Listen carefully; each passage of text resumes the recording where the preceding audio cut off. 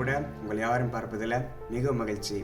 ஒரு நாள் ஒரு சின்ன பையன் தன்னுடைய அப்பா பார்ப்பதற்காக சுரங்கத்துக்கு போயிருந்தான். அப்பொழுது அது வேலை முடிகிற நேரம். எல்லாரும் என்ன பண்ணிட்டு இருந்தாங்க, வேலை முடிஞ்சு வெளியே வந்துக்கிட்டு இருந்தாங்க. அந்த நேரத்தில் எல்லாரும் ஹெல்மெட் போட்டிருந்தாங்க. நமக்கு எல்லாரும் நல்லாவே தெரியும்.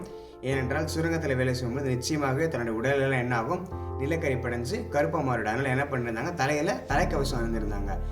ரொம்ப நேரம் வெயிட் பண்ணிக்கிட்டே இருக்கான், தன்னுடைய அப்பா எப்போ வருவார்னு சொல்லிட்டு. இதெல்லாம் பார்த்துட்டு இருந்த அங்கேருந்து ஒரு ஆஃபீஸர் அந்த சின்ன பையனை பார்த்து கேட்குறாரு. என்ன கேட்குறாருன்னா, தம்பி நீ யாருப்பா, இங்கேயே நிற்கிற அப்படின்னு கேட்டதுக்கு அந்த சின்ன பையன் சொல்கிறான், நான் என்னுடைய அப்பா பார்ப்பதற்காக வந்திருக்கிறேன். அப்போது அந்த ஆஃபீஸர் சிரிச்சுக்கிட்டே ஒன்று சொன்னாராம், தம்பி இங்கே எல்லோரும் ஹெல்மெட் போட்டிருக்காங்களே, எப்படி உங்கள் அப்பா கண்டுபிடிப்ப? ஏன்னா கண்டுபிடிச்சாலும் எல்லோரும் கருப்பாக இருக்காங்க, எப்படி நல்லா கண்டுபிடிக்க முடியாமல் கேட்டாராம். அப்போ கொஞ்சம் கூட யோசிக்காம அந்த பையன் சொன்னானா, உண்மையாகவே நீங்கள் சொல்கிறது கரெக்டு தான், ஆனால் ஏன்னா என்னால் என்னோடய அப்பா அடையாளம் கண்டுபிடிக்காம போகலாம், ஆனால் என்னுடைய அப்பா என்னை பார்த்தோன்னே தேடி என்ன பண்ணுவார், என்னை தேடி வருவார் அப்படின்னு சொன்னோடனையும் அப்போ இந்த ஆஃபீஸர் என்ன பண்ணாராம், திகைச்சு போயிட்டாராம். கொஞ்சம் யோசிச்சு பாருங்களேன். இது போல தான் நம்முடைய வாழ்க்கையிலும் ஒருவேளை உங்களுக்கு இருக்கிற சூழ்நிலைகள், உங்களுக்கு இருக்கிற கஷ்டங்களை நினைச்சு நீங்கள் என்ன பண்ணிருக்கலாம், நம்முடைய தகப்பன் யார் என்பதை, சர்வத்தையும் படைத்த தகப்பன் யார் என்பதை மறந்திருக்கலாம். ஆனாலும் அவர் நம்மை தேடி ஓடி வந்து நம்ம மீட்கிற தேவனாக இருக்கிறார். வசனம் சொல்கிறது நாகும் 1:7 கர்த்தர் தம்மை நம்புகிறவர்களை அறிந்திருக்கிறார். நம்ம வேதத்தில் கூட அழகாக வாசிக்கிறோம், யோபு பார்க்கிறோம். எத்தனை கஷ்டங்கள் வந்து பொழுதும், எல்லாவற்றும் இழந்த பொழுதிலும் தேவனை நம்பியிருந்ததினால் கர்த்தர் அவனை அறிந்திருந்தார். கர்த்தர் அவனை 2 மடங்காக ஆசீர்வதித்தார்.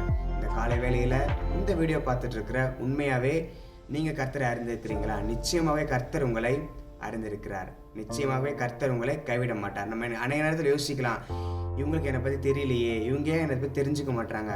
கவலையே வேணாம், கர்த்தர் உங்களை அறிந்திருக்கிறார். காரணம், அவர் முகத்தை நோக்கி பார்த்தவர்கள் ஒரு நாளும் வெட்கமடையபடி செய்கிற தேவன் நம்முடைய தேவனாக இருக்கிறார். இந்த காலை வேளையில் யோசித்து பார்ப்போம், கொஞ்சம் கூட சிந்தித்து பார்ப்போம். வசனம் சொல்லுகிறது போல கர்த்தர் தம்மை நம்புகிறவர்களை அறிந்திருக்கிறார். எவ்வளோ அழகாக வசனம் சொல்லுதில்லை. அந்த பையனால் கூட தன்னுடைய அப்பாவை கண்டுபிடிக்க முடியாமல் இருக்கலாம், ஆனால் தன்னுடைய அப்பா அந்த பையனை கண்டுபிடிப்பார் என்று எவ்வளோ அழகாக சொல்லுகிறான். இந்த காலையில் இந்த வசனத்திற்காக நம்மை அர்ப்பணிப்போம். இந்த நாள் முழுவதும் நடக்கிற காரியங்களுக்காக கண்கள் முடிச்சோங்கணுமா. அன்பின் ஆண்டவரே, எங்களை அர்ப்பணிக்கிறோம். இந்த வசனத்தின் சொன்னது போலப்பா, கர்த்தர் தம்மை நம்புகிறவர்களை அறிந்திருக்கிறார் என்ற வசனத்தின் படியாக நாங்களும் நம்பி இருக்கிறோம். இந்த கால வேளையில் அவரை நம்பி இருக்கிற ஒரு ஜனங்களையும் ஒருவரையும் அவர் விட்டு விடாத தேவனாக இருக்கிறார், விலகாத தேவனாக இருக்கிறார். நிச்சயமாகவே அவர் உங்களையும் என்னையும் அறிந்திருக்கிறார். நிச்சயமாக அவர் நம்மை ஆசீர்வதிப்பார். அர்ப்பணிக்கிறோம். இந்த நாள் முழுவதும் நீங்கள் நடத்தி சொல்லுங்கப்பா. எங்களோட நம்பிக்கை இன்னும் அதிகமாக வளர கிருபை செய்யுங்க. உங்களுடைய கருத்தில் தாழ்த்தி அர்ப்பணிக்கிறோம். இயேசு நாமத்தில் ஜெபிக்கிறோம் நல்ல பிதாவே. ஆமென்.